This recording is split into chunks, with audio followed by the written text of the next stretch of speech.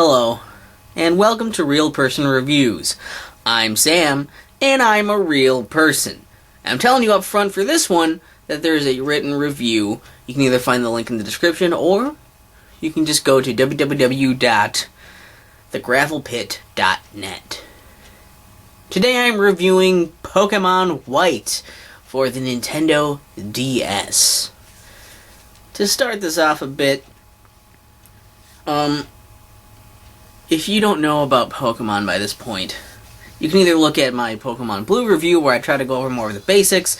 Also, I've done a review on Pokemon Crystal. You can check those out if you feel you need a little more backstory on the subject. But at this point, I'm assuming you either have seen those reviews or have played some Pokemon game and know what it is. Now, I was excited to get Pokemon White because, I'd played the first 3 generations of Pokemon games. I'd gotten kind of into that, I'd played the first when I was younger, a little bit of the second. Recently replayed Generation 2 and 3, loved 2, 3 was okay. And when I got a 3DS, I could play, all these other ones now. And I could have gone to Gen 4, but I decided to jump to Gen 5 with Pokemon White. Because, well, I had heard that this was going to be really cool in that you start off in this game, there's all these new Pokemon. It's just, you don't have these old Pokemon to be like, okay, they're changing up this Pokemon and maybe their types or moves or whatever. No, it's like, this is all new Pokemon. So it's a new place, new Pokemon, and, just new stuff for you to do. And it's still kind of the same basic Pokemon kind of story. You get a starter Pokemon, and then you're supposed to go, and, you're trying to become this, this really great trainer. But along the way, a story kind of starts to unfold. And basically, there's this weird, destiny thing, some kind of legend about, these 2 legendary Pokemon that, kind of, destroyed the Earth or some shit, and they were fighting over it, and then they tried to, because basically it was one Pokemon at some point, and then these 2 people, fought, these 2 brothers fought or something and made it split. It's weird, it's a weird thing that's explained in there, and it's a legend thing, it's a story that's ultimately not too much here nor there. It's in the game, and it's part of the whole story, the overarching, and the first half of the game is that. And, it's got some really cool things in it that I thought were interesting. Having a focus on story, that's an interesting idea. Having the legendary Pokemon be something that you hear about throughout the entire, game, leading up to when you finally find it, and then you're supposed to capture it, and then use it to fight the other legendary Pokemon they talked about. That's pretty cool. I like a lot of these little things, it's very convenient, when you learn moves, you can check out, which move is stronger and what effects it has, and being able to check out your stats, and the nature of your Pokemon, and all this little stuff. You can do a lot of little management things, and training, and there's a lot of side stuff for you to do, these things where you can do some online things on it. I couldn't do it because it doesn't really work on the 3DS the way it would on the DS, so couldn't really take advantage of most of those. But there's, of course, you still fight with other people, and you could do stuff online that would be neat if that was still a thing. There's little side tasks where they want certain people want to see certain Pokemon or see certain moves, and then they'll give you things for doing that, which is cool. There are some little contests you can do, and a few mini games tossed in there for you to take part in. One of the things I thought was really cool early on, story wise, was how they kind of threw in this thing of okay, you're fighting against Team Plasma most of this time too, which it's their goal to try and resurrect the legendary Pokemon so that they can basically. So the idea is that if you resurrect these legendary Pokemon, then you can use them to change the world into what you want. And they want to try and make it so they can change the world so that humans and Pokemon are separate. So Pokemon can be free from being controlled by humans. And it was kind of a thing in the beginning, too, where it's they're fighting to try and make Pokemon free. Or at least most of the people in the group. The head of the group, and that's kind of a spoiler, but whatever. The head of the group is actually an evil asshole, and he wants power because he's an evil asshole. But a lot of the members in this group really want just Pokemon to be free from humans. But the people in Team Plasma are also trainers, so I mean they're kind of part of the problem. But the interesting thing is just like it does address this issue of like like humans taking advantage of Pokemon, and obviously it's the parallel of like like animal abuse stuff and making animals fight and do stuff for them, and kind of like enslaving Pokemon like that was a really interesting thing. It was like it made me think. And it made you, it poses a lot of questions and tries to make you, like, and I felt like, like, that's interesting. Because it's like, yeah, like, capturing Pokemon and, like, forcing them to do stuff, like, that's fucking mean. That's kind of a bad thing. And that's, that's an interesting, like, way to look at this, and instead of just, like, giving it this all, like, oh no, it's all good, and, like, not addressing that at all, like most of the other games do. So I thought that was really cool that they put that in there. So there's a lot of cool stuff like that. I also like the little touches on, like, this is a DS game, so it can do more than, like, the Game Boy Advance games and stuff. And it's, it has a lot of cool, like, set pieces, like, going across some, like, this, like, huge, like, bridge you can go across, and, like, going up into mountains and stuff, and there's, like, kind of, like, a 3D type effect, but it's still, like, pixelated sprite work going on for a lot of it. Like, a lot of the animations and stuff are really cool in the battles, and there's just a lot of cool, like, cool things, like, graphically that I think are cool, like, are neat and impressive without being, like, they weren't necessarily too flashy, and I guess it probably would be a little more impressive for the time, but because I'd never seen a Pokemon game really do that, it was a pretty interesting change for me, to see that, so that was cool. And, you get some cool fights in there, you get some cool Pokemon in there, cool duality of types, lots of different Pokemon to catch, and the fact that everything is new Pokemon that you're capturing, new Pokemon that you're fighting, and having all that stuff just be new to you is a great way to bring that experience up of being like, oh, like, this is like when I first started playing Pokemon, everything was new, and it was exciting, and it was awesome, and they did it again, and that's awesome. And then, after you complete the main story thing of, like, okay, you beat the legendary Pokemon, and then it's like, okay, then credits go, like, beat that and beat the leader of Team Plasma or whatever, then the credits go, and you're like, oh, and you start the game up again, and then there's, like, a whole, like, another half of the game, where it's like, okay, now you're gonna go and, like, try to find the other big members of Team Plasma and go and take them down, which means you have to go explore the world. And this is where stuff like the HMs come in, and they try to see you can do, like, you gotta surf and cut and dive and all this stuff to try and find all of these, these sages hanging out. And, so you go around and search for them, and during that's when you fight a lot of trainers, and there's not a lot of story happening. It's a lot of just going around, exploring, and fighting trainers, which that is actually what Pokemon, I feel like, is really about. That's the meat and potatoes of Pokemon, is to go and do that.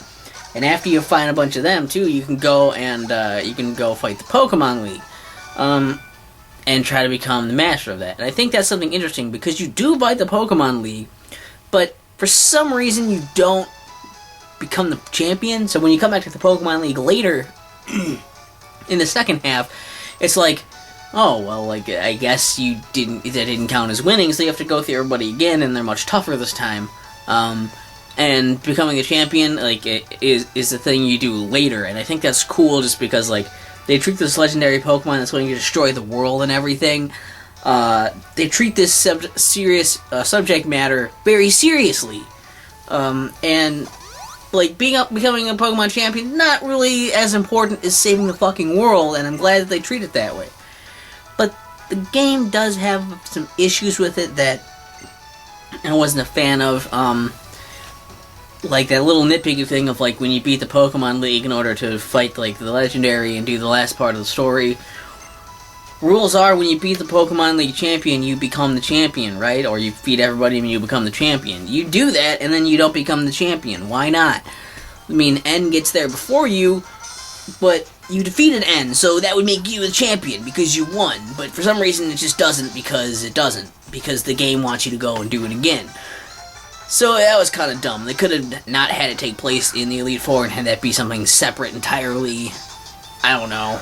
Or made up something for it, and they just kind of didn't. It's just like, you just aren't the champion because we didn't program it in. We didn't think about it.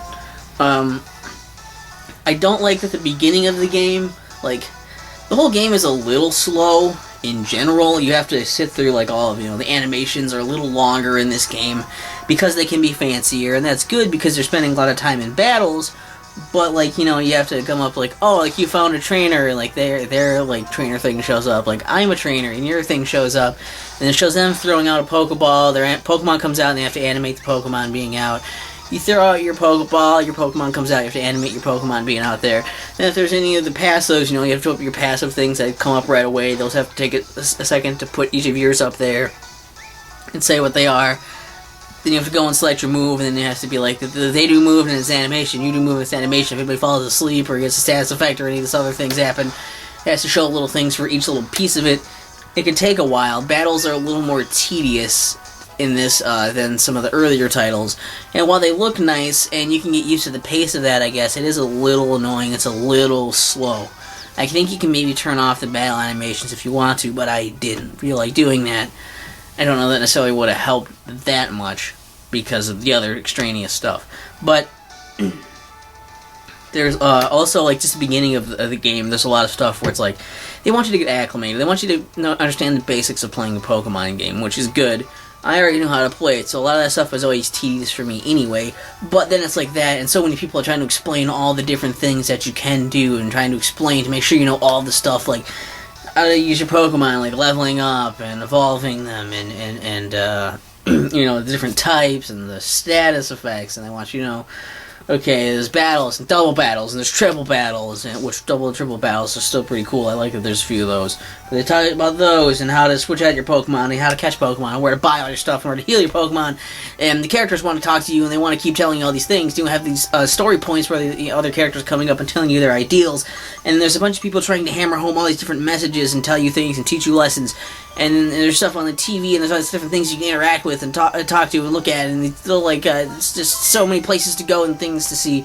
And sometimes it takes a while to get from place to place because you have to run everywhere unless you get a bike, and the bike's not very accurate because then it takes hard to do the turns and stuff. And it's oh my god, there's just like so much stuff. I feel like they have to tell you. There's so much talking in the game, and half the stuff I didn't give a shit about. I think that's the problem. Is half the stuff I don't think I really even needed to hear because it wasn't even really helpful, and it's goofy. It's something that's just goofy, and it slows down the game. It bogs it down, and that was really really bothersome. Especially in the beginning, it gets very annoying. But it does pick up, and that was probably my biggest complaint with it. That and the fact that there's also the part in the second half of the game, like after you beat the game and you're going around, traveling everywhere, and fighting everyone. It's just, that's when they start introducing old Pokemon again. There's Pokemon from all these previous generations start popping up, and these trainers have them, and you can find them in the wild, and I guess that's fine, but I was really let down because I really wanted it to stay just all self-contained, all new Pokemon just here. That would have been awesome, and they just kind of threw that out the window to bring in all these, shoehorn all these other Pokemon in there. And I will say that it was nice that I didn't really have to grind for the most part, but then I had to grind at some points, and it felt like near the end it was like I had to grind a lot to fight someone, and then grind a lot to fight somebody else very soon after, and then grind a lot to do it again. It's a lot of grinding, and then the Elite Four was like, it's going to be tons and tons of grinding just to beat them too. And I will be honest, and I did not actually follow through and beat the Elite Four. There's a lot of other little things I could have done too. Elite Four was the big one that I didn't do, and I don't really feel that bad about it because it was just going to be a long time of me grinding, and I was sick of it. It wasn't fun anymore. I wasn't like, Pokemon aren't really learning much for new moves. I'm not like, I can't really like strategize any better than I was doing for them without grinding other Pokemon up anyway, so it was just going to be a long time of just leveling up, just level grinding, killing wild Pokemon, trying to fight the Elite Four over and over and over, and that's not that fun, and I didn't feel like doing it anymore. So that part wore me thin, but still, it's not too bad. Also, there's a weird thing with HMs, which is pretty minor. It's just that in this game, TMs and HMs, it's like, in the TMs, previously you would get the TMs in the other games, right, and then you would use them, and then your TM was gone. And then to use it more, to teach more Pokemon that move, you had to find more of that TM, or like buy it, or whatever. Well, you can use the TM In this game, you get it, and basically you can use it as many times as you want to. So in that way, it's kind of like an HM. But it's like you can still teach other moves over them, so that's the slight difference. Because HMs, again, you can teach it to any Pokemon and use it as many times as you want, but you have to go to a specific place to get that move deleted. And that's kind of stupid, because you might as well just make it so you can just delete those too. Like, why would it matter? And it also takes away I guess the strategy involved with TMs, because before it was like, oh, I got a TM, and like now I can teach it to my Pokemon. But like, it's like, yeah, I'll teach it to this Pokemon, and it'll be able to learn it, and then I can't teach it to something later, so I have to kind of ration it. I only have so many uses for these TMs. But like in this one, it's like you can teach it to every Pokemon. Teach it as many times as you want to. So like, what does it even matter? So I don't know. That was weird, and I guess that's a nitpicky thing for that. There's also a really weird thing where, okay, so you can go to this Pokemon theater where you have Pokemon will go on stage. The sprites of these Pokemon will go on stage, and there's other people that go there too, and they go on stage and they'll dance around.